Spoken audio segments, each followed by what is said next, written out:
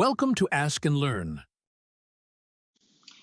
We have a house that is maintained at 21 degrees C in winter by electric resistance heaters.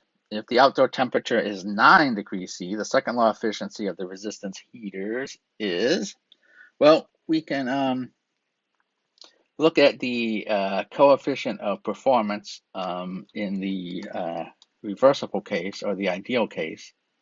And that is just for this heater is TH over the TH minus TL, and where H and L are the high temperature and the low temperature here.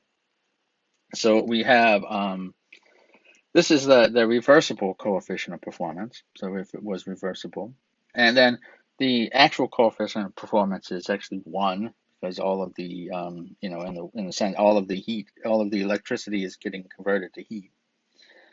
But the second law efficiency is the ratio of these two things, which is in the end is just 1 minus TL over TH, which is obviously a number that we should be very familiar with, or a formula that we should be very familiar with. So again, we got to remember to convert all these to Kelvin, because and I guess I should make sure that TH is T1 and TL is T naught. So if we don't convert these to Kelvin, we get a much different number here.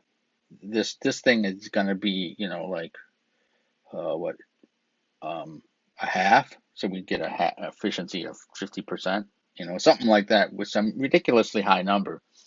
But if we convert these to Kelvin, we can see that we add 273 to both of these. This number actually gets very close to 1, which means that this efficiency is not good, and it winds up being actually 4.1%.